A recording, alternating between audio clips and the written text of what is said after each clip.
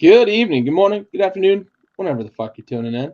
This is our first bowl season episode of Tailgate Trash Talk, brought to you by Backyard Sports. Sorry we're a little late here, had some adult parent responsibilities and some technical difficulties, but we're here. We're here and we're talking college football bowl season, Heisman winner, and a little bit of transfer portal. There's been some notable names that have either entered or have already committed to their next college football team. So, Bentley, want to throw it over to you, man? How you feeling this fine evening? Gary, we have entered what I like to refer to as the best of times and simultaneously the worst of times. It's the end of the beloved college football season, but it's the start of the oh so sweet college bowl season. Yes, sir. And this will be the last one that we know as such. Next year, we will have 4 weeks of college football playoff games to talk about. Yeah. So we got to soak in all of these regular bowl games, right? And each one of them is special in its own right. Yeah, for sure. Yeah, that's gonna change a lot next year because you're talking like 1 week really of like quote unquote regular bowls, right? And then we kick right into the first week of playoffs, and it's not going to be neutral site in the first round, that sort of stuff. So, really interesting twist when we get to next year with 12 teams in the playoffs. So, for sure, we'll enjoy it while we have it this year, and we'll lament it next year when we only get 1 week of playoff-free bowl games. But I'm hoping, fingers crossed, I'm the eternal optimist when it comes to the 12-team playoff. Hopefully, we'll see some interesting matchups, some interesting results. I always love a Cinderella story. However, you made a good point last week, right? With 68 teams in the college basketball tournament, it's a little easier to have a fun Cinderella story for maybe a couple of weekends, and then the big boys play. Whereas with 12 teams, you lose a team early, or something happens kind of weird in a game. Maybe you lose one of those people that should be playing later on, and you don't end up with those primetime matchups. So I definitely understand your point there. But we do have some bowls on the docket. We have Saturday is our first slate of bowl games. We have seven bowl games on Saturday, and then Sunday off, and we have another matchup on Monday. One of our local teams, Old Dominion, is taking on Western Kentucky on Monday night. Actually, Monday afternoon. Sorry. Never want to compete with the NFL, especially not Monday Night Football. The famous Toastery Bowl. That, I think, is my favorite part of bowl season, man. Yes. The names of these bowls. I love the Beef O'Brady's is always kind of the big one that I like to bring up because it's a fun name to say. But Monday we conclude our first week of bowl games as our week goes, because we broadcast every Tuesday, with the famous Toastery Bowl featuring Western Kentucky and Old Dominion. But I want to throw it your way here first. Is there a matchup between Saturday and Monday that you look at and you say, this one I think could be a really fun game? So before I answer that question, do you know what a famous toastery is? I assume it's a pastry, but I really don't know. It's a breakfast shop. It's like a diner. Yeah. I just learned that today. Awesome. I just learned it today too. Yep. Just now. I was this many minutes old into this many years when I just learned it.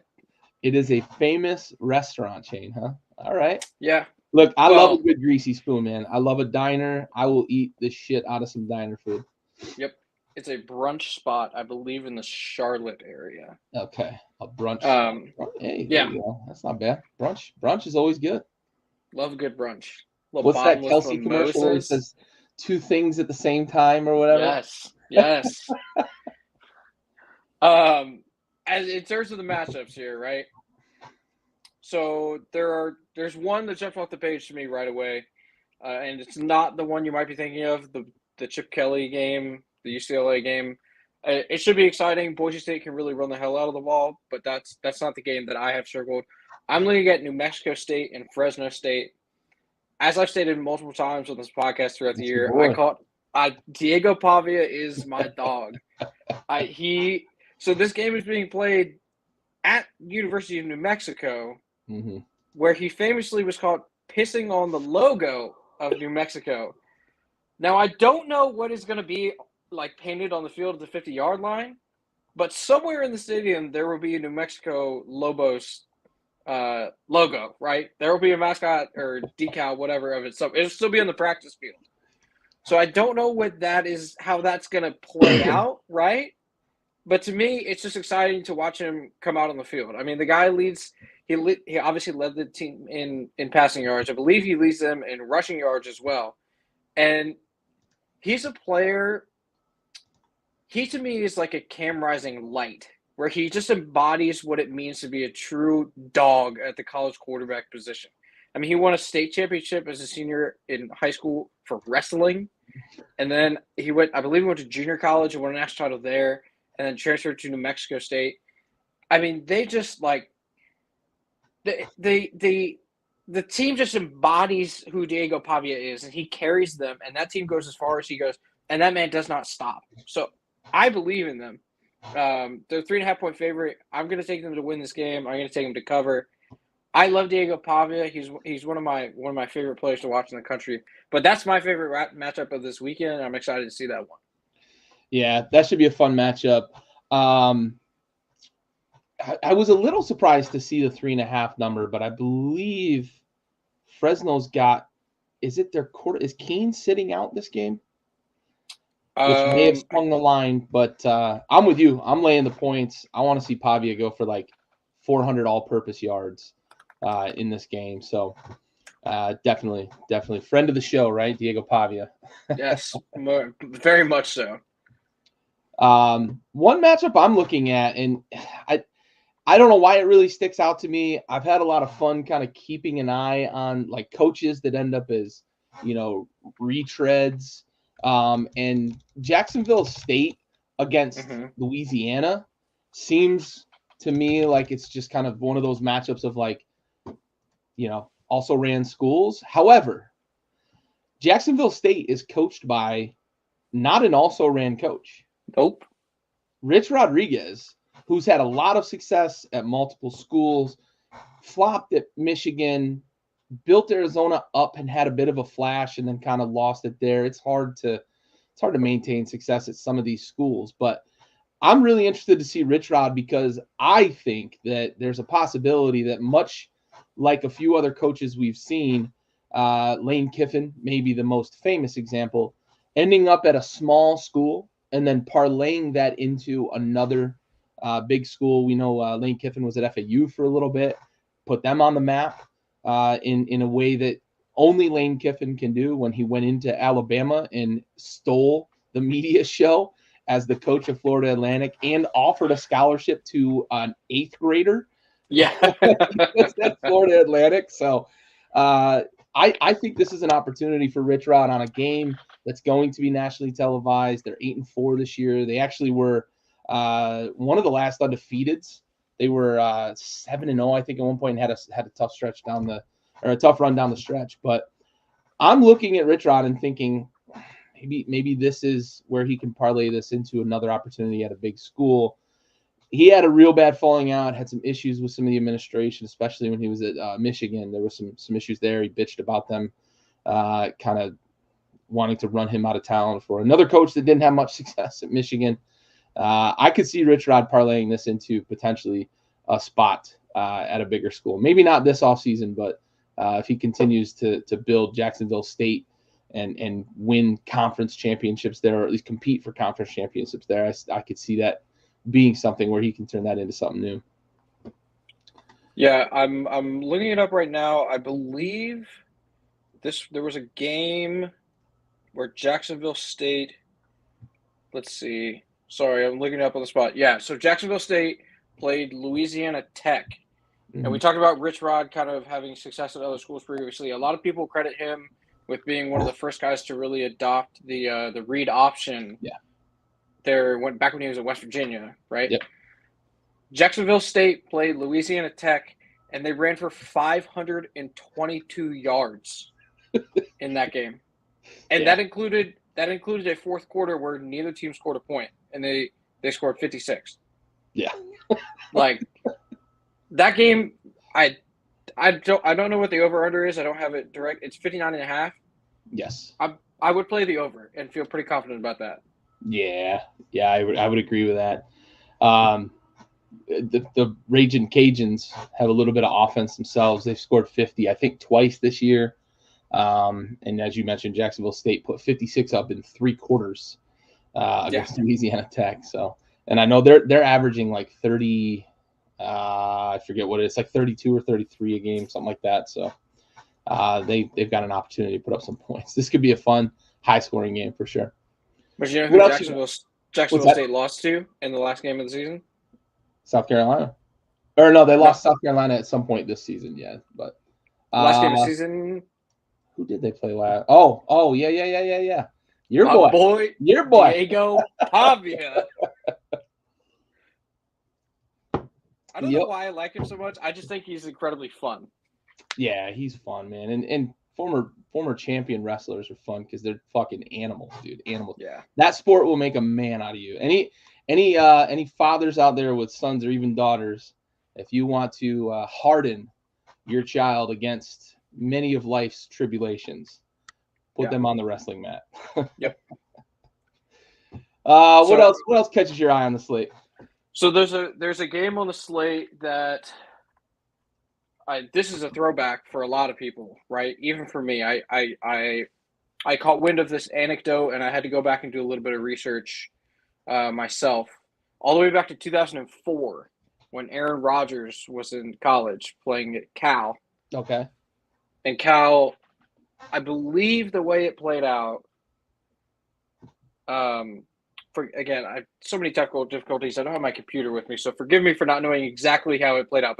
But we remember that at the end of that year, Vince Young and Texas played in the Rose Bowl against Southern Cal and Reggie Bush, right, for the national title. Cal, I believe, lost to Texas Tech to slide out of a chance to play in the Rose Bowl against Vince Young and UT, right? So if this Cal and Texas Tech game goes well for Cal, they may try to retroactively go back and insert themselves into that 2005 Rose Bowl game and hang a banner for a national title. Right. But this game, we already know that the Texas Tech quarterback has transferred. I believe he's going to Louisville. That is one of the pitfalls of the new era of college football that we're in right now. Obviously, we're going to talk a little bit about the transfer portal later, but the unfortunate thing about bowl season in today's day and age is that we truly have no idea how these games are going to go. And giving out gambling advice, days before we see the inactive list and active list come out for these games is very, I would say, dangerous, but we tell people to gamble responsibly all the time, right? But when predicting these games, we truly have no idea how they're going to play out, right? And these are 2 6-6 teams going at it. But historically, Texas Tech is very fun, right? It's a Big 12, run and gun, high scoring offense, stuff like that. But that being said, they're a 6-6 team. So for me, this game is exciting just from that 2004 season, the way it kind of played out, and the reminiscent storylines. I'm sure there will be fans that remember that more vividly than I do. But it may be something that Cal fans could harbor some ill will against the Texas Tech Red Raiders. Them guns up boys down there in West Texas. But I mean, for all intents and purposes, this game should be pretty competitive, right? You have 2 evenly matched up teams going at it. It's a night game. They're playing in Shreveport. Shreveport's a wonderful city. If you ever get a chance to go through there, it's not the shithole that people claim it to be. I promise. And there probably will be Texas Tech fans there too. It's only one state line across. Yeah. Now it's like a 15-hour drive, right? But it's only one state line across. But in terms of night games, I feel like they could have done much worse. Yeah, for sure. And I think both these offenses have potential. There's been, a number of games this year that Texas Tech has kind of laid eggs, but they still at times have had a pretty high-powered offense. And I think Cal is still, you can't just sleep on that offense because they were kind of the innovators, or at least Tedford himself was the innovator of kind of the West Coast style of the air raid offense. So, and obviously, you talked about Rodgers and Jared Goff are a couple of guys who have played in that style of system. So we could see a lot of points in this one as well. Over under is 57. still a decent number. So could be a fun game. And yeah, for anybody, they might be able to hang their UCF like banner if they wanted to. So one other one I wanted to kind of highlight, and this is sort of a unique thing. We don't always see this because the powerhouses that used to be within the HBCU, and for those that don't know that acronym, it's the historically black colleges and universities. They used to be powerhouses back in the 40s, 50s, 60s, competing at the highest level in all these sports. And, when segregation went away, we started to see the schools with all the money go get all the athletes, and then things kind of evened out. And then, now it's hard. It's hard for the HBCUs to compete when it comes to, revenue and money and being able to pay the big bucks for the facilities and the stadiums. And they're not in the best, most attractive, I shouldn't say best, most attractive of locations. And a lot of times they're not in Los Angeles. They're not in New York City. They're not, those sorts of locations that are super attractive to 18, 19, 20-year-olds. So it's nice to see when we get an opportunity with two HBCUs matched up, Howard versus Florida A&M. Florida A&M, a school that, has historically not been great at at football. They've kind of been in and out, and they've had some issues there with continuing funding for the program. So it's really nice to see both of these teams playing in not major, but in bowl season, and have them matched up. You're going to see a lot of tradition. The halftime show is going to be phenomenal. For those that don't know, the halftime shows at HBCU games are unbelievable. They've got the drum lines that compete every year. And there's a lot of these schools that are just magnificent performers. So if you get a chance to catch that game, make sure you stay tuned in for halftime, because that's going to be a really, really good show. As far as the game on the field, a couple of schools that are, in the midst of good years. Florida A&M went 11-1 this year. Not in a great conference, but they've got a quarterback that can make some plays with his feet as well. I forget his first, Jeremy Musa. Jeremy Musa plays. What's that? So Jeremy Musa. Yeah, he can make plays. A little bit of a dual threat, but 11-1 for Florida A&M is great for them, because, like I said, they've struggled for a long time in terms of maintaining that football program. So excited to see that history, and like I said, the halftime show I think is one thing that you tune in during that game. Stay tuned in for the halftime show, because it's gonna be great. Yeah, Jeremy Musa, former SEC quarterback. So yeah, yep, another win for SEC, right? Yep. Yeah, and it's funny that it would be Matt Rule to say that, because as we were talking about earlier in the office, we're going to talk about it a little more later, but there's some big transfer portal news right now involving Nebraska. So it is crazy, but the money's there, right? And I'm glad these athletes are starting to see a piece of the pie. I know we've talked a little bit about this, but NIL, I think the NCAA was so stubborn for so long that we ended up on this crash course to this kind of unfettered access to money and access to the student athlete. It's going to be a few years before it kind of levels off, but I'm glad the student athletes are cashing in now while they can, because for the longest time, the NCAA, for basically all of its history, the NCAA was just cashing checks and telling the students like, your scholarship's enough, right? I always argued against forcing the universities to pay players, because they're not employees necessarily, right? Even though they get scholarship, they get stipend, they get food, they get a lot of stuff. They get travel, they've got insurance coverage while they're a student athlete at the university. On down the line, there's a lot of benefits, but NIL has gotten what I think is kind of crazy, where you heard Ryan Day say it as well about I need $100 million just to keep the roster I have. And that was a year and a half ago that we heard him say that. Now there's rumors out there that Marvin Harrison Jr. might get 20 to stay at Ohio State. Whether or not he actually gets that, the rumor's out there, and that's crazy.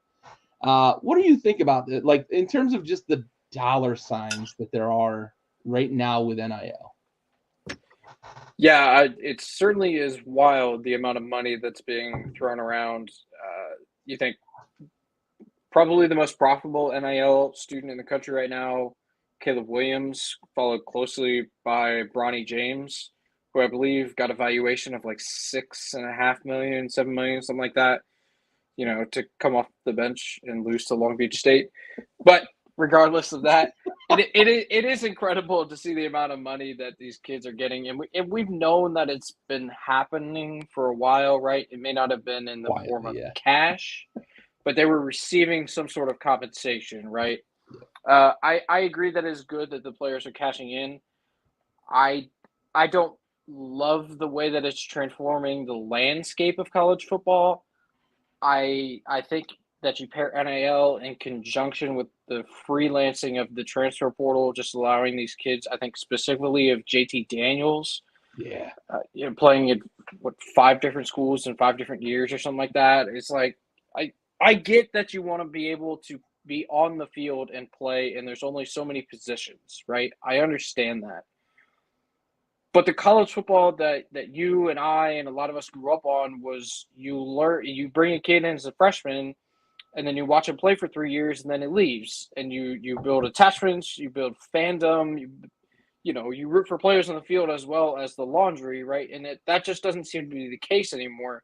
And I think a lot of that has to do with the money, because these colleges can afford to pay the players out of pocket so much more. Like Travis Hunter, right? Travis Hunter never would have gone to Jackson State if Deion Sanders, couldn't have gotten him X amount of dollars, whatever that happened to be, right? The number 1 recruit in the country is not going somewhere just because the coach is there. I don't care who that coach is.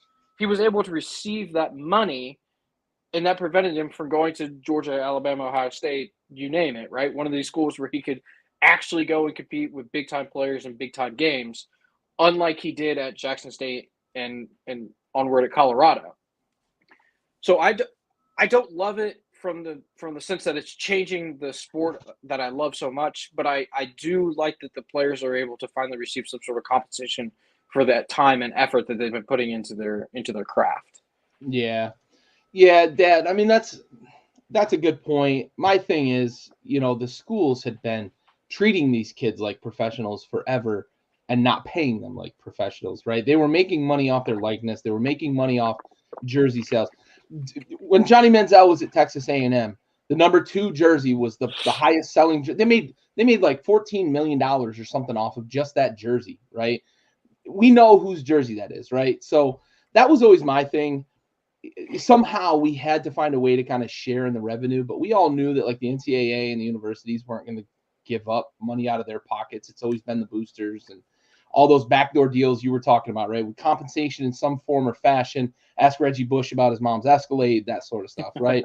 Those sorts of things come from boosters. Pony Express, right? SMU, Eric Dickerson drove a Z28 with fucking T-tops or something like that. I remember them saying it's just, we've known it's gone on. I just wish the NCAA had not been so stubborn for so long, because as you said, it really is changing things. There should have been ways to integrate this thing without just making it a free-for-all. And the NCAA, I think, is just sitting back right now and saying, see, we told you. Like, you didn't really tell us, right? We all wanted to figure out a way everybody could just continue to keep cashing checks, and we could stop taking Heismans away from folks, because that was stupid, right? Reggie Bush should get his Heisman back, and all these other things that went on. It was stupid because we all knew what was going on. The NCAA would just come out and slap somebody if they got exposed publicly, and then they would all pretend like nothing else was going on, right?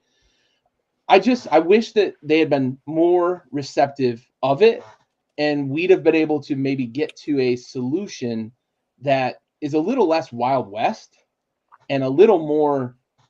Maybe we have to treat it like professionals, right? Maybe we just call it the minor leagues of the NFL, because we know that's what it is, right? And the transfer portal needs to be handled. I never liked the idea of the unlimited transfer, even with the COVID stuff and how it complicated things. And the NCAA basically just kind of washed their hands and said, everybody can go everywhere. We don't want to deal with it. We need to rein that in, and they have. But we need to start strapping NIL with the transfer portal, right? Maybe it's contracts.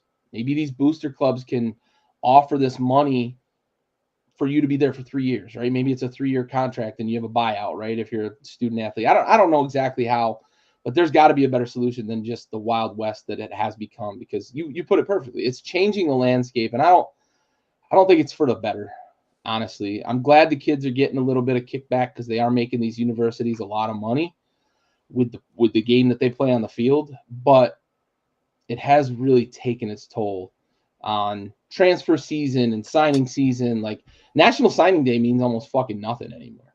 It's crazy. Yeah. It's crazy how little that means now. All right, we took a little detour there. That was a good question from Corey. Appreciate the thought there. What's another game from this coming weekend that you want to chat a little bit about? Yeah, App State is taking the field against Miami of Ohio. The Miami of Ohio quarterback has already entered the transfer portal, so we're going to see a backup there. We just did our spiel about the transfer portal and how it has having effects on the college football landscape. But that's not what I want to talk about. I'd like to highlight this App State team. They started the year 3-4 and turned it around to finish 8-5, including a college game day win in Bridgeforth Stadium in Harrisonburg, Virginia, against none other than the, at the time, undefeated JMU Dukes. An unbelievable turnaround there from those guys in Boone, North Carolina. They have one of the prettiest campuses in all of the country, especially during the fall. Their baseball stadium has a wonderful backdrop, just surrounded by mountains in North Carolina. They did lose early in the season to at the time, 17th ranked North Carolina, so you can't really hold that one against them. They lost at Wyoming. That one's really tough. They lost to Coastal Carolina with McCall, the quarterback whose name I'm forgetting, Dylan McCall, I believe. So they were all like tough games that they lost, right? But still, to turn it around from 3-4 to finish the season 8-5 and make a bowl game, I think that's pretty incredible. They're looking at a 6.5 point spread. They're favored by. It's not often you see a 6.5 point spread with a 44.5 point total. I think that kind of tells us that Vegas thinks that App State is going to blow out Miami, which is tough because Miami of Ohio is 11-2. But I think the line is set to where it's at because we already know that Miami of Ohio is coming in with a backup quarterback because there's obviously it's transferring. Yeah, speaking of backups, I had to just look it up while you were talking about this Miami of Ohio matchup.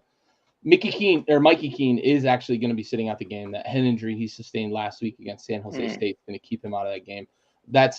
I believe that's why that line is. I would have expected probably like 2-3 in favor of Fresno State just by name alone.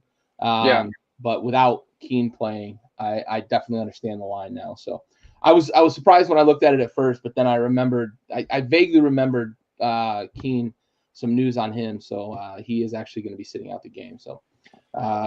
It's the Diego Pavia show, man. We don't have to be baby. About, right? Yeah, absolutely. I think App State's always fun to watch, man. And every year I feel like we get closer and closer to like them making a run and just kind of being that big non-Power 5 or that Group of 5 school that makes that run and becomes the representative. But they just seem like it's every year like they trip up and then they go win a big game, right? They went and beat JMU this year while they were undefeated, especially with College Game Day in town.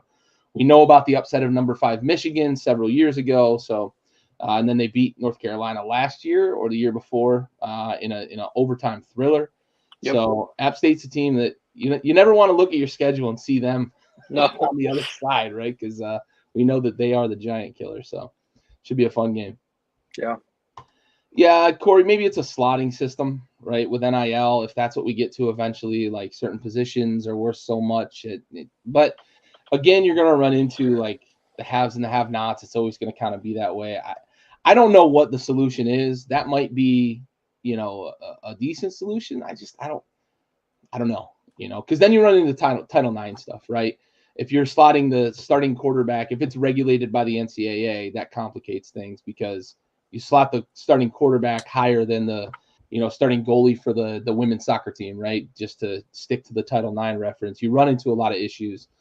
Whether you support that in terms of like across the landscape of college sports, that's what Title IX dictates, is that everything is treated on a fair plane, scholarships and food and all the stipend and stuff.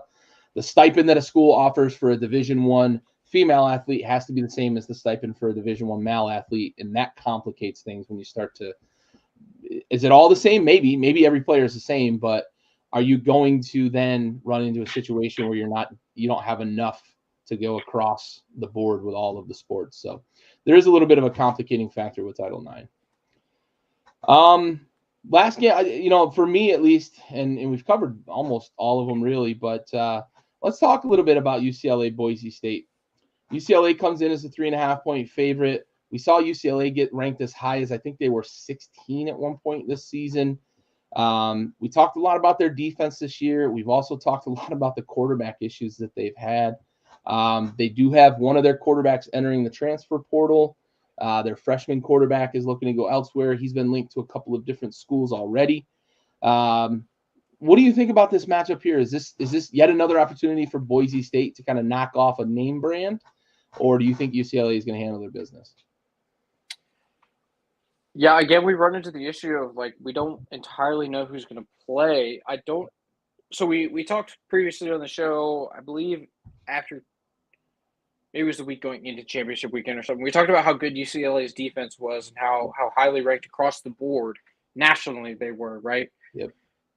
I don't know who's playing for this defense this weekend. Yeah. I mean, they probably have 2 draft picks, at least one top 15 draft pick on that defensive side of the ball. Probably another guy in the first round going this year, maybe a second round pick, depending on which box you look at. I'm talking about the outside linebacker being the top 15 pick, the pass rusher whose name is escaping me, the guy who broke his back and actually retired from football and then came back to play for Chip Kelly at UCLA. But yeah, you mentioned Dante Moore, the freshman quarterback 5-star who's transferring out of UCLA. He started a handful of games for them this year. I believe they started 3 different quarterbacks this season at UCLA. I think 4 quarterbacks got snaps too. Yeah, I mean, started 3 different ones and four got snaps, which is a problem. Yeah, kind of like Utah, which is not great. Yeah. But that just speaks to how great and dominant that defense was all year long to keep them competitive in a Pac-12. That was one of the better, probably the most competitive conference in the country this year, right?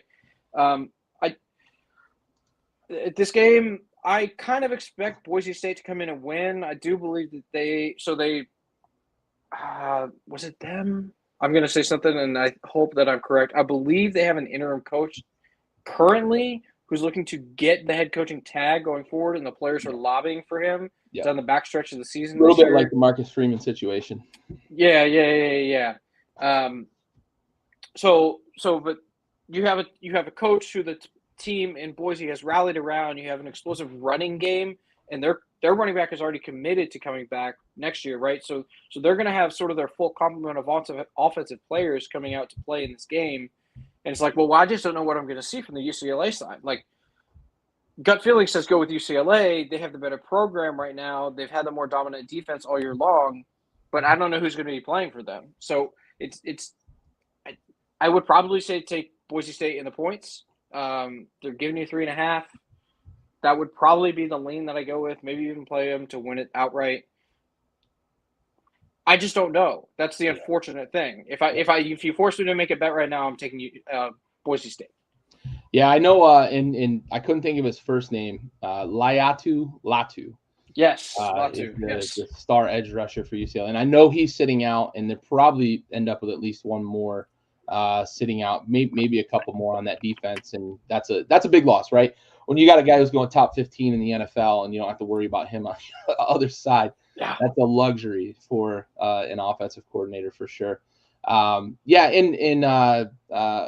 Boise State, I think they're going to be playing hard for their interim coach, Danielson, I believe, I think is his last name. And I think they'll be playing hard for him. So I think I think those things all add up to, I believe, that we're going to see a motivated Boise State team potentially against the UCLA team that's maybe checked out. I don't think UCLA expected to finish the season 7-5. They really scuffled down the stretch, and I think that we're potentially looking at a motivated Boise State team against a checked out UCLA team. They've been good since the was it Peterson era, When he left for Washington, they sort of took a step back, but they're sticking around, and they're in a bigger conference now, so I think that's going to help them maintain recruiting. So they had that big flash, right, when Ian I forget his last name, but he proposed to his girlfriend after the game. Yep. The whole Statue of Liberty play against Oklahoma State. They upset, or not Oklahoma State, Oklahoma. They upset them in the Tostitos Fiesta Bowl. That was when Boise State really got on the map. That was right around the same time TCU made their run. The Mountain West was like the giant killer for a few years. Yep. But I think Boise State's going to hang around because they have gotten a better conference affiliation, and that's going to help them with recruiting. So we could see Boise State maybe start to play in some later December games as well. All right. Yeah, they're similar to like App State. Yeah. Like App State West almost. Yeah. That's a good equivalence for sure.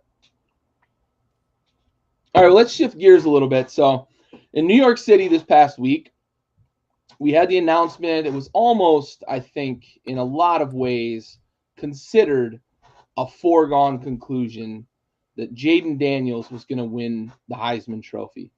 There was a lot of momentum mid-season for Michael Penix Jr. There was a lot of momentum late in the season for Bo Nix. Marvin Harrison Jr., everybody thinks is the consensus best football player probably this year.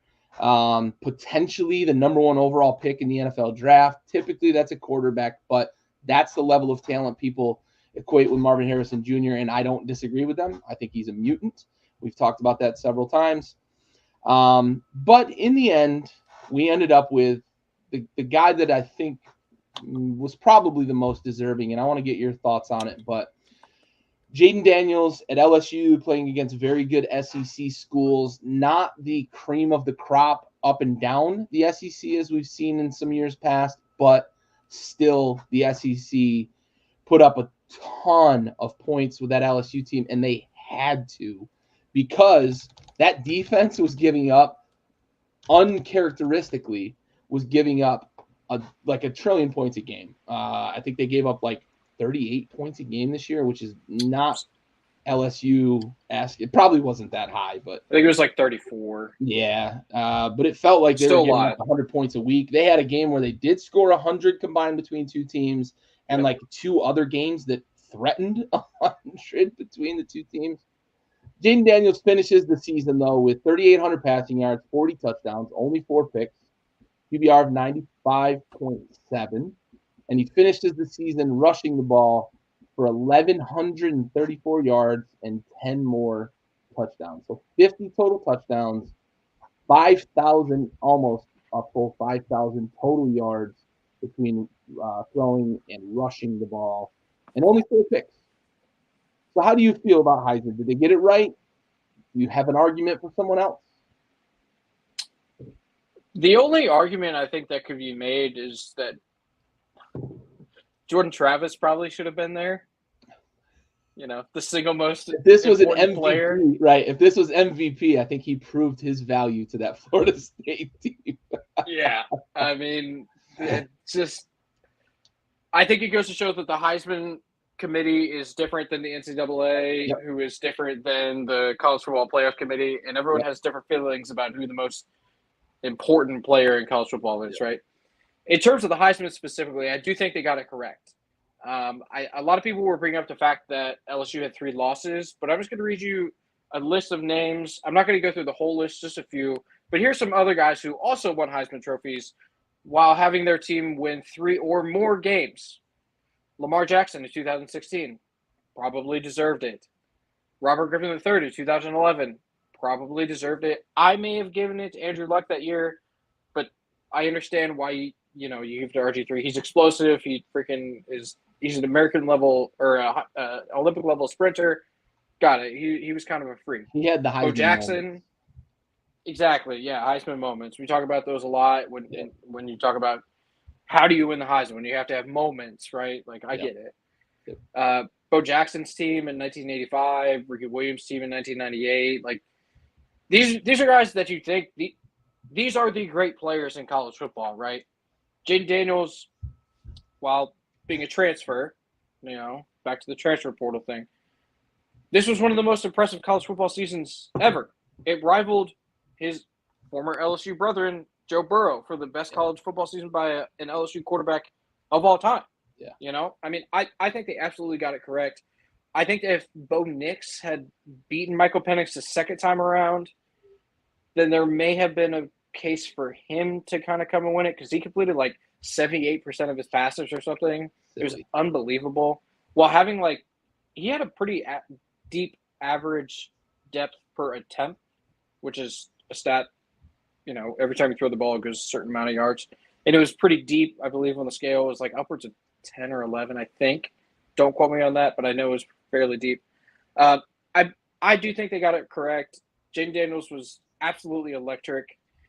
His stock skyrocketing up draft boards right now, too. I would be a little hesitant to draft him just given Heisman Trophy winners' success in the NFL and the bust rate at quarterbacks when you take them super high. But this is not an NFL preview show. I think the committee got it right. I'm totally fine with it. I'm not an LSU fan, but it's nice to see a team that doesn't have the, quote, on-field success as many of the others still be recognized for having a player on their team who's just as freakishly athletic and talented as Jaden Daniels does or was. Yeah, I agree. I think they got it right. I think you're also right that if Bo Nix had beaten Washington in the Pac-12 championship game, I think that there would have been a lot more momentum for him. Statistically speaking, Bo Nix stacks up to Jaden Daniels with a better win-loss record. That second loss and getting swept by Washington, but also having 2 losses compared to the 3, I get why they went the way they went for sure. And I agree. I think they got it right. If you would have asked me after they beat Oregon, I would have said Michael Penix was the slam dunk Heisman winner. And then he went and lost it in the next 3 weeks. And, there was no argument left for him. I'm glad he made it to New York City, but I don't think there was ever a real threat that Michael Penix was going to win it. One thing I found really interesting, and we always seem to get these things at the most, in my opinion, inopportune times, right? So Jaden Daniels goes to New York City, wins the Heisman, has been uber successful at LSU. He beat Alabama last year. I think he went 17-4, I think, as a starter, or 17-5, I think, as a starter at LSU. And then we get on Twitter releases of old video from Arizona State when he decided he was leaving, and just ridiculous, insulting language and shit talk from his old teammates who were clearly jaded because he was as good as electric. I'll say that. He was as electric at Arizona State as he was at LSU. And Herm as Edwards, a freshman. Right. Herm Edwards' last official year before he got ran out of town there, they won games in spite of the rest of the team because Jaden Daniels was fucking absolutely electric there at Arizona State. And you just see that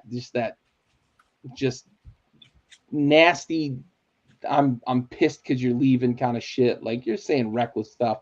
So it sucks that it came out the week that, he got his Heisman Trophy. So just wanted to point that out. People can be fucking weird when they get their feelings hurt. It can be weird. Yeah.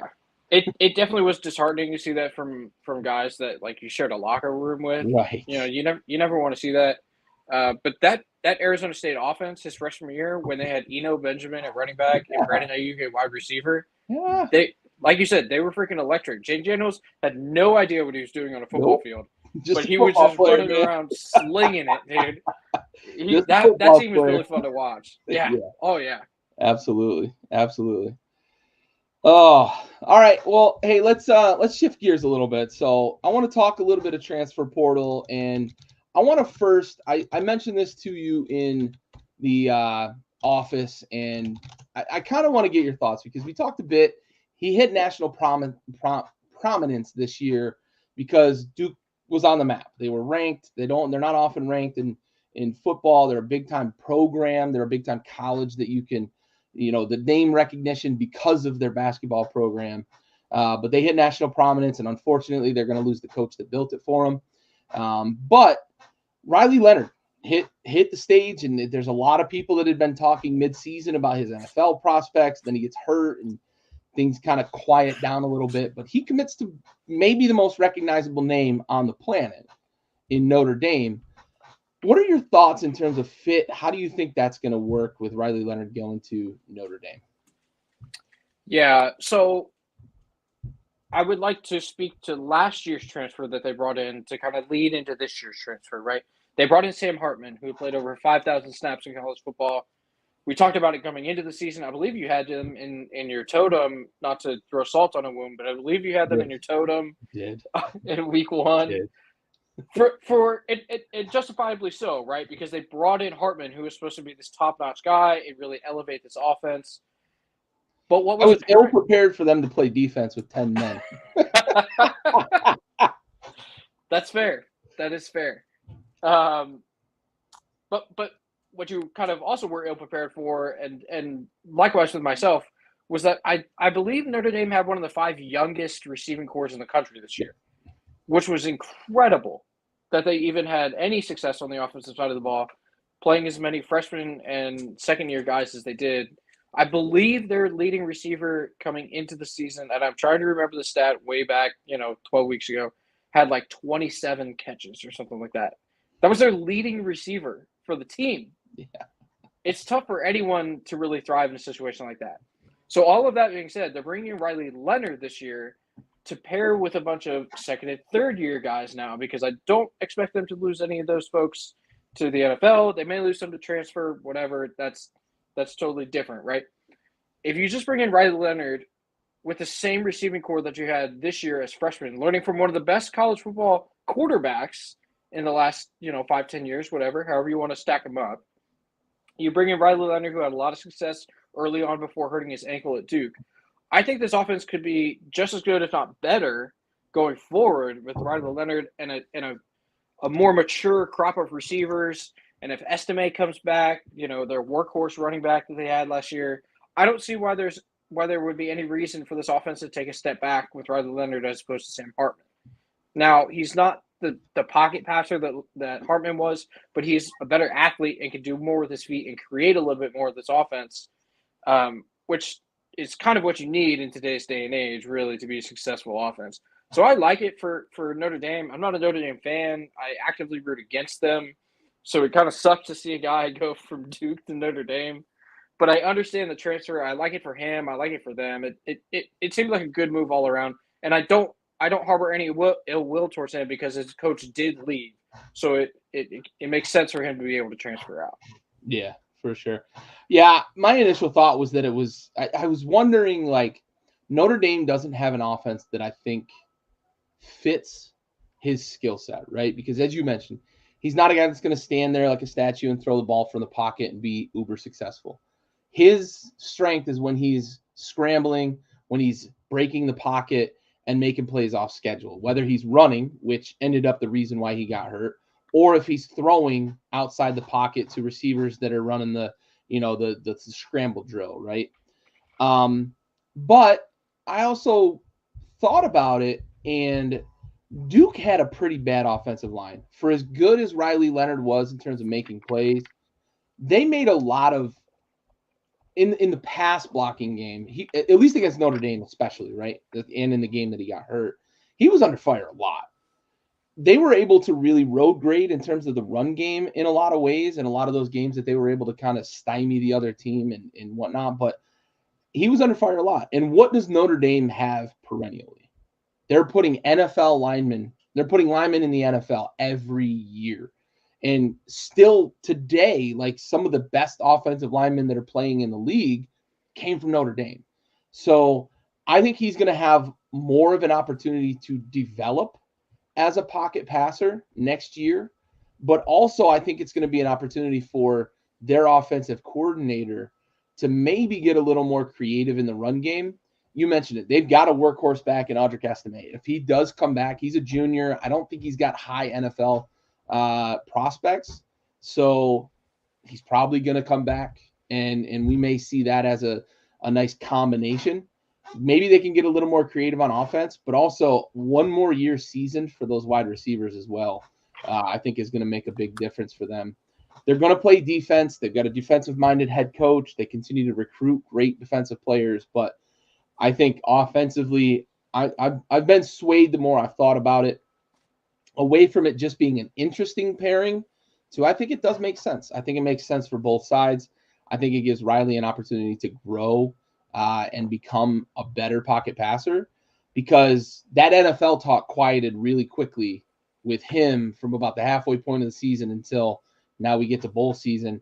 He's not even on draft boards at this point, right? In terms of that high pick at quarterback. And there was a point at the midway point of the season, way too early mock drafts, had him late in the first round in the 20s going, to the NFL. So I think it's an opportunity for him to grow one more year, learn how to be a pocket passer a little more, develop some of those NFL skill sets that he's going to need to hit the draft boards next year. For sure. All right, so we've got an interesting list, and I'm just going to read. We've got about 15 kind of notable players, and then I'm going to kind of open it if you've got anybody kind of off the radar that you want to talk about in terms of those that are in the transfer portal. But some notable names: Trevor Etienne, star running back out of Florida. He's probably tired of losing, probably tired of getting his ass kicked, toting the ball 28 times a game behind a terrible offensive line. Kyle McCord, quarterback for Ohio State. I think he heard that they were looking elsewhere and they wouldn't commit to him, so he's in the transfer portal. Dylan Gabriel, he's in the transfer portal and already committed to Oregon. Dante Moore, you mentioned him, quarterback UCLA. Cam Ward, one of the guys that we talked quite a bit about in terms of his playmaking ability, leaving Washington State to head to the transfer portal. He's taken 3 visits. He's going to take, I believe he's already announced he's going to take all 5 of his allotted before he makes a decision. So we may not hear from him right away. Will Howard had a decent year at K-State. They had an opportunity to upset Texas. He's in the transfer portal. One of those wide receivers from Notre Dame is in the transfer portal. I wouldn't be surprised to see him go back. Some of these guys, I think it's a play for a little more money maybe. Yeah. Riley Leonard Duke, we mentioned, went to Notre Dame. DJ Uiagalelei, quarterback at Oregon State, is back in the transfer portal. How funny would it be if he went to Florida State and went back to beat up on Dabo and Clemson? Grayson McCall, who I believe has met the Stetson Bennett requirement for AARP, leaving Coastal Carolina. They've got a nasty situation with their booster club there. And then another quarterback in Tyler Van Dyke, quarterback from Miami. He committed to Wisconsin. Yep. Is there anybody off that list that you want to highlight first? Anybody off radar that you think is worth noting? Yeah, man. The number 1 wide receiver transfer in the portal. CBS Sports, I don't know how they did it. I grabbed their list and I looked at it. I was like, oh, man, I gotta serve Bentley up this fucking watermelon.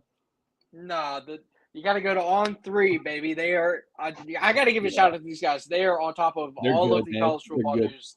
They're the best. I couldn't resist serving up your boy. I know that you knew that he was on that list and you did not mention Antoine Juice Wells. Yep. Oh my God, my boy is ripping my heart out, transferring out of South Carolina. Man, the number 1 rated receiver in the transfer portal this year. Originally, it was reported that there was a higher chance of him going to Tennessee than there was of anywhere else. And man, was that just going to absolutely destroy me. But there's been a recent change. There's been a recent development that Lane Kiffin and the Ole Miss Rebels have emerged as front runner to sign. God, that's awful. To have Juice Wells commit to play there next year. Sort of what it is, though. It is. If you look like I'm looking at their list right now, right? He's the 14th ranked player in the transfer portal. They have rank, player, rating position, or whatever. One of the columns in their data points is NIL value. Yeah. And it just is, I mean, he's listed at $342,000, which, I mean, he deserves. He had a 1,000-yard year last season.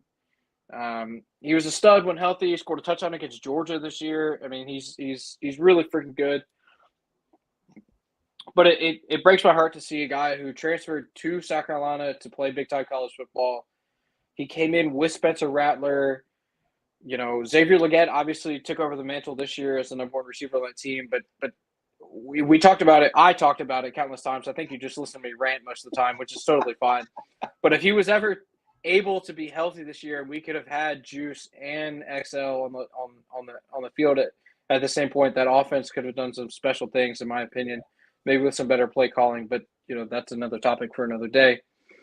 But yeah, I mean, so we talked about, you mentioned Cam Ward, who is the news around him is that his first visit of the ones that he's signed up for is to Miami. There seems to be a lot of smoke around there that he could transfer down to Miami. I like the fit there. I thought he was destined to be an Ohio State quarterback. Yeah. If any college fits the mold for him, it's Ohio State. He would look exquisite in the silver and red, But if he goes to Miami, that's totally cool too. It'll be a lot of fun to see them have, like a stud quarterback, an athletic quarterback. Tyler Van Dyke was good for them, but Cam Ward's in another league, in my opinion. There's another guy. I'm going to bring South Carolina back into the picture because I don't get to talk about them playing in a bowl game, so this is kind of all I can do. Rocket Sanders, the kind of do-it-all running back out of Arkansas, is projected to commit to go to South Carolina next year, which I think would be really cool for us. I don't know if Mario Anderson is going to return. He was our back who averaged like 5 yards carry, which is incredible considering how terrible our rush offense was to start the season. But if we get Rocket Sanders and Mario Anderson back next year, that would really take a lot of pressure off Lenore Sanders, our incumbent quarterback. KJ Jefferson, also the Arkansas quarterback, who accounted for like 74 touchdowns over the last 3 years in the freaking SEC West. He's in the transfer portal. It'll be interesting to see where he goes. He was linked to South Carolina too, but that's kind of slowed down a little bit. I'm not entirely sure that he's gonna make that transition. There's a lot of smoke around Dante Moore, the UCLA quarterback who we talked about. He apparently is on the short list for Miami as well. I'm not sure exactly how that's going to go for him, but if Cam Ward goes there, I would imagine that he is going to go somewhere else. I saw some really smoke about him with Ohio State as well. Potentially, I mean, he's surprised they announced the first 3 visits that Cam Ward had scheduled, and Ohio State wasn't one of them. That was what really surprised me because, like you, I thought, man, that'd be a hell of a fit there at Ohio State. But yeah, Dante Moore, I saw some early smoke that he was kind of linked to Ohio State. So we'll see. Yeah. The you mentioned the K-State quarterback Will Howard. Yeah. You know why he left, right? Do you know why he left? No, I don't think I caught that news. So he left because the highest rated quarterback ever to come out of the state of Kansas is waiting in the wings at Kansas State. So they just fired their offensive their offensive coordinator was hired out of his position to go head coach.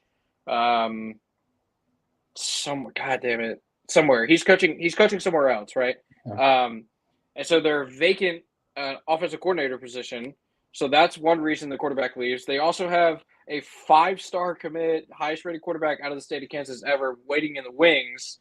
So it's like, you're not going to play next year, buddy, because we got this kid. We're going to leverage his opinion to hire a new offensive coordinator so that we can keep him happy in house. Yeah. So that's why he left. That's a big gift for them.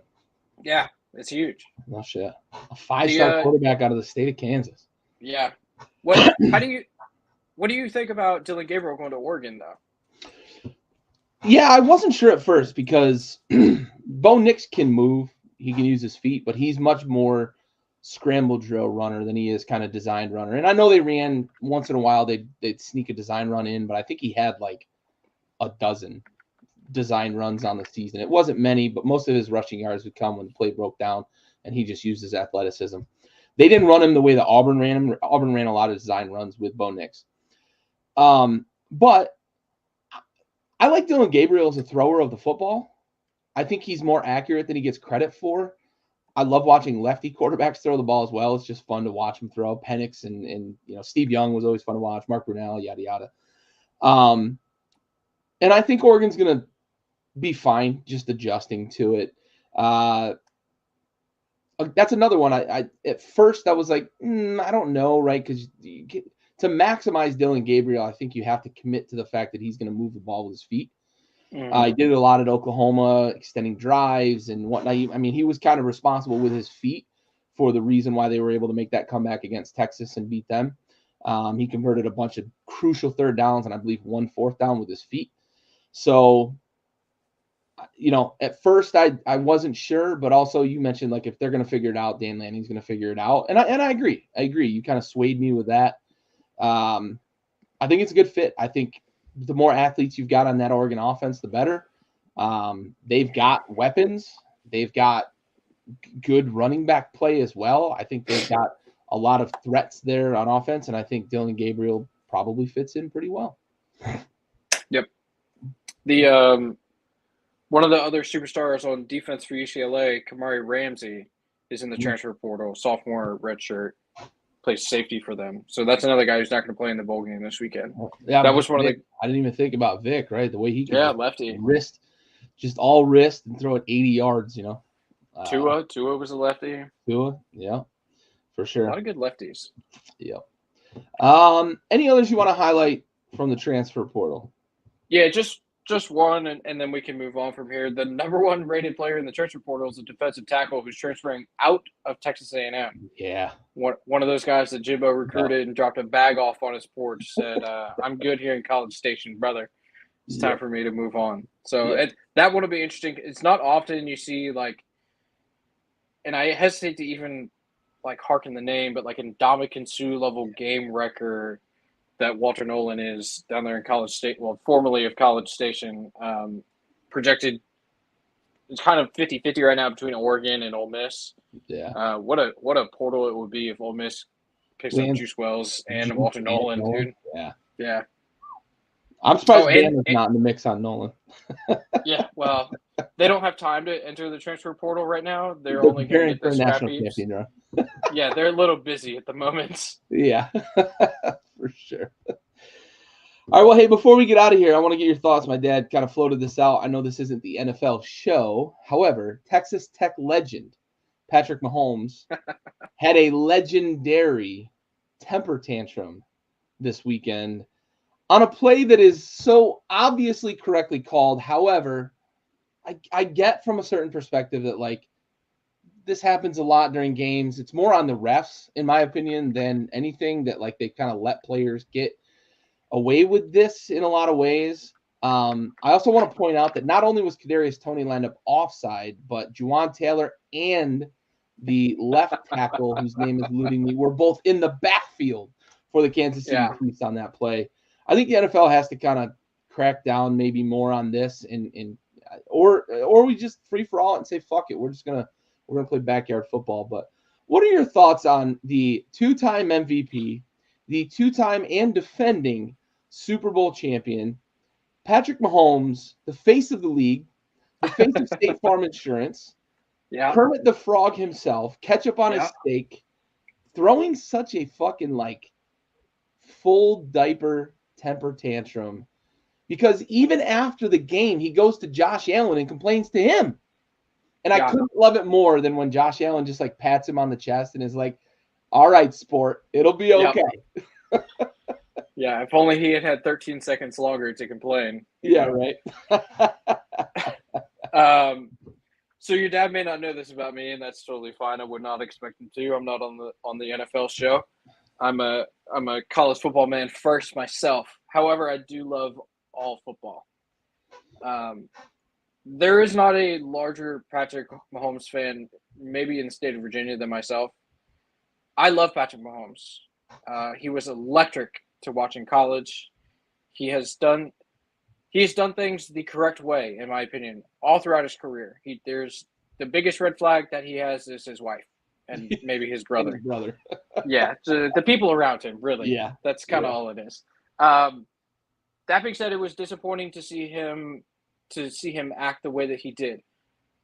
I do understand it, though, right? Football is an extremely emotional sport. You work 7 days for 60 minutes, I mean, and if when things don't go your way, it can be very difficult to keep those emotions under wrap. I said this on the NBA show. I like my coaches to be either so chill that you don't know they're there, or I like them to be so over the top, like the Eric Musselmans that get thrown out at the under 16 timeouts. Mahomes is typically the first one, right? Like, he complains, but that no more than anybody else on the field complains, right? Like, he's not one to typically get in and mix it up. Like, he He's the guy that has fun on the field with both sides of the ball. He chirps the defense. He talks to his offense. He's great to be around from all accounts, right? Obviously, this was a week where he went above and beyond. He let the emotions get the best of him, and I did not like the optics of it. Now, I understand why he kind of feels the way that he feels. He's been cheated out of multiple games, right? It was the MVS. Was it last week? The play before the Hail Mary he threw into the end zone? Your opinion on that, right? Because he threw that up as an example, right? But he didn't come out and say, yeah, I was in bounds when I got hit and they got a free 15 yards. He wanted to talk about one play across a game where they got several calls. In the rest of that Green Bay Kansas City game, they were pretty bad. But he didn't come out and say, Green Bay got, a bad call against them. He only wanted to point out the MVS call, which I get it. It's pass interference and it would have put them in striking distance. But I'm curious your thoughts on that. Like, are you okay with him cherry picking that play and saying, I didn't bitch last week? So to answer that, I have to go back even further, right? Do you remember the Frank Clark play that sent the Patriots to the Super Bowl? Patrick Mahomes' very first AFC Championship game when Frank Clark. Do you remember the phantom holding from the Super Bowl last year that won them the Super Bowl? Yes, I'm using these as examples. Yeah. Right? Yeah, 100%. I'm using those as examples to set up to say that the referees, they should either call it or they should not call it. Right? They should do it consistently. If they're not going to make these calls, if they're not going to call that holding in the Super Bowl, if they're not going to call the pass interference on MVS, then they shouldn't call the offsides on Frank Clark, and they shouldn't call the offsides on Kadarius Toney. They should warn Kadarius Toney. Say, hey, you got to take a step back. Got it. If he doesn't take a step back, 100% throw the flag. But if Patrick Mahomes has been cheated out of games, he's also been gifted games. Yep. So there's no consistency in the end of these games with the penalty calling with these referees. So it's like twice this year he's been kind of like he's gotten bad calls down the stretch. Yep. Where in previous games he hasn't gotten those calls. He's like, well, what's the difference here? Now, there also has been, and I'm sure the stat has been thrown out a million times, but I'll say it once again. 2 years ago, the offensive offsides was called one time on a wide receiver for lining up in the neutral zone. Last year it was called twice. This year it's been called 12 times to include the Kadarius Toney play. So it was a point of emphasis with NFL officiating coming into this year. Yep. So that's on the coaching. The coaching staff has to know that. They have to communicate with the players, say, hey, they're calling this more and more and more. Make sure you double check. Yep. One of the 2 times it was called last year was against Terry McLaurin. And why do I have balloons going across my screen? That was awesome. Oh, it's an iPad thing. It's an iPad thing. It makes it, okay. Well, yes. That was awesome. that was last year. You will remember this play against the Giants in the red zone.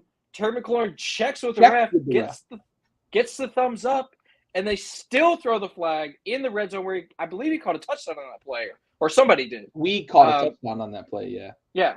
And then 2 plays later, a Giants defender is draped on Jahan Dotson. Or no, actually it was draped on Terry McLaurin. Mm-hmm. Jahan Dotson caught the touchdown on that play. It got called back. Yeah. And then there was a defender draped on these. You're absolutely right, right? There's no questioning, there's no second guessing the fact that like officiating in crunch time in the NFL is very, very suspect. It is very, very suspect. And I use that word very deliberately. And I posed the question in another group chat, and it was, I can't remember exactly after what play it was, but I remember it was like a series of plays that had kind of impacted a drive late in the game.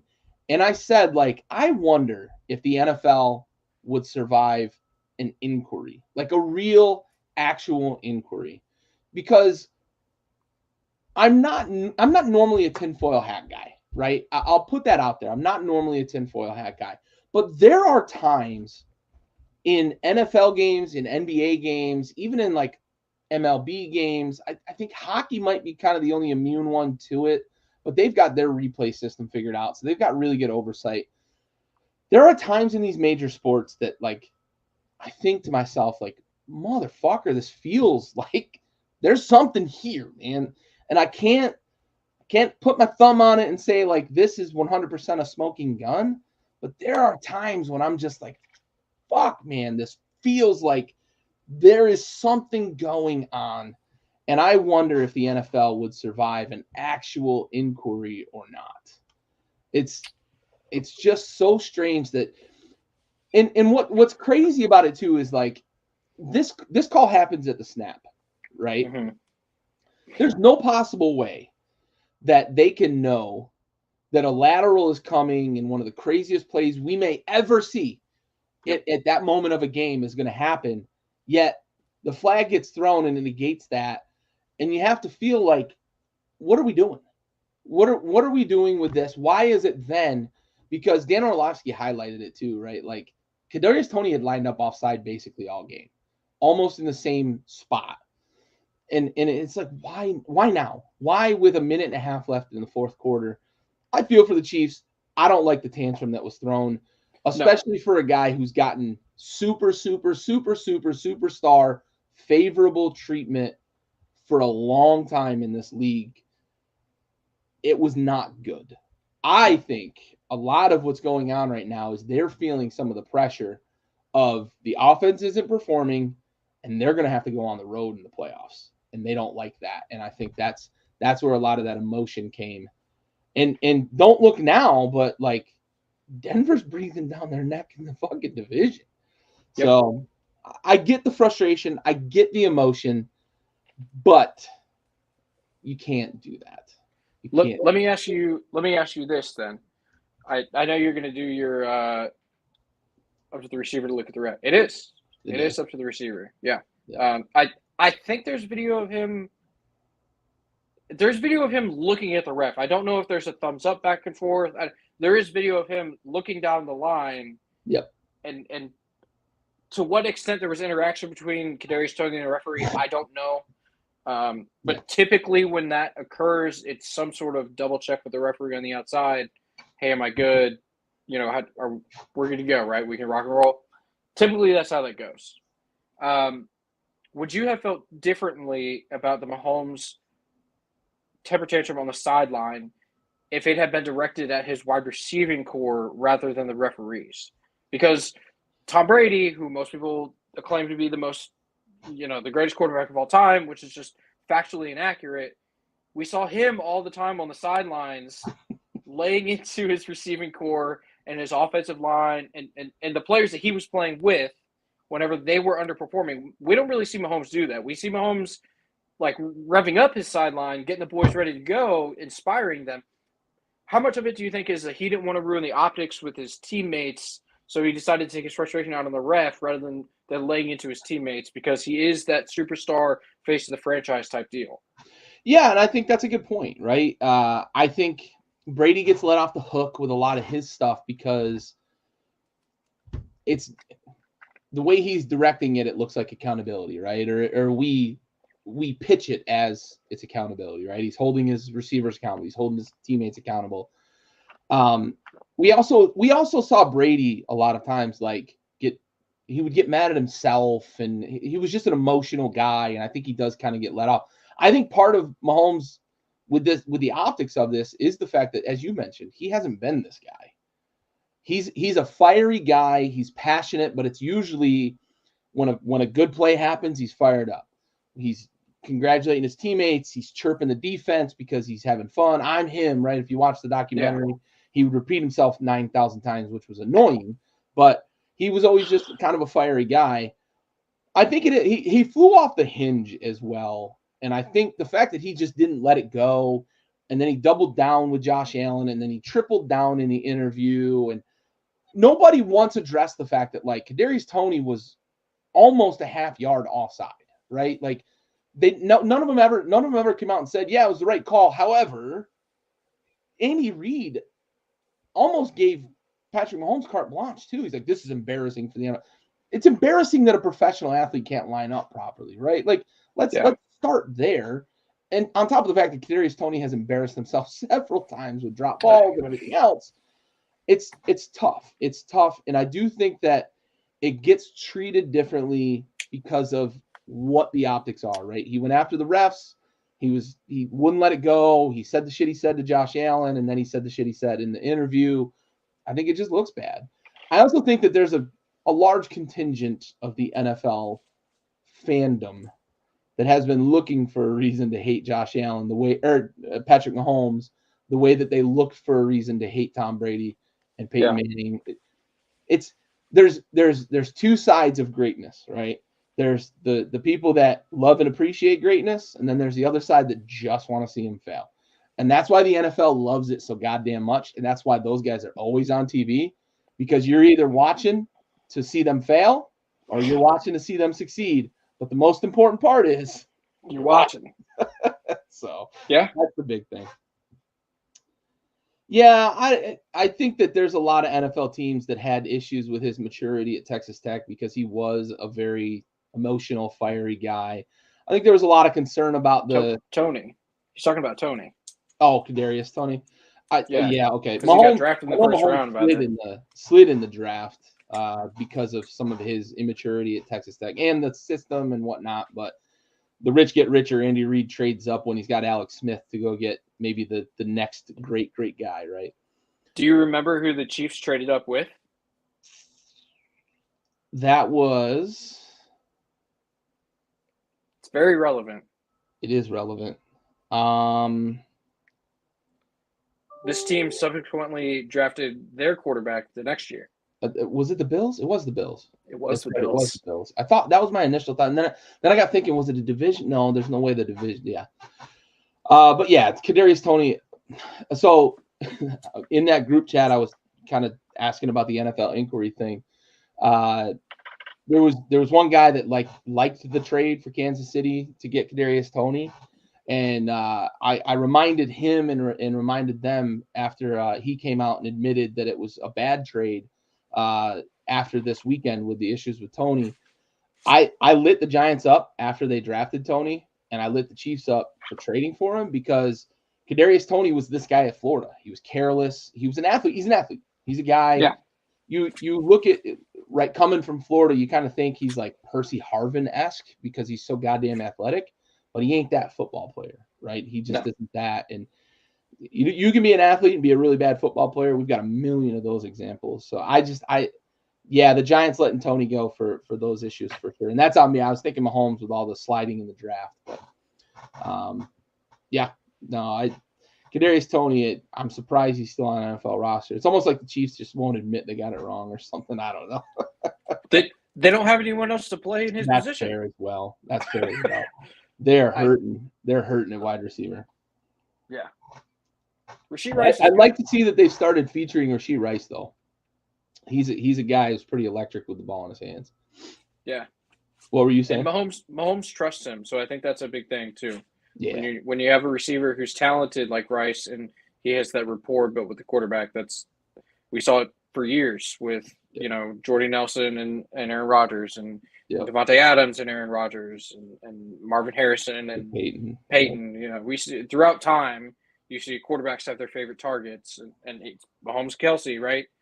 If he can develop that with Rashee Rice, I think this offense might be able to get things going a little bit down the stretch. But they really miss Pacheco when he's not there, and they can't get that running game going. Yeah, I know something or someone who doesn't miss Pacheco, and that's the turf on any football field. He runs as angry as anybody has ever run. My fantasy team misses him, though. I'll tell you that. Oh, you ain't kidding. Hopefully you can play this week. Playoffs are starting. Yeah. All right. Well, let's bring this episode to a close. Any closing thoughts here? Oh boy, LeBron James. We'll talk about this on Thursday, but has succeeded in adding 3 pieces of hardware to his trophy case by winning 7 games or 6 games in the regular season. I don't know how exactly he continues to add these pieces of hardware. They should have Mickey Mouse asterisks on them, but I mean, whatever. The rich get richer. Good for him. Congrats to the Lakers. Should I say congrats to the NBA? They got the outcome that they wanted. They wanted LeBron James to win this thing, and they did. Yeah, I know I said it last week during the game. We should have seen that coming a mile away.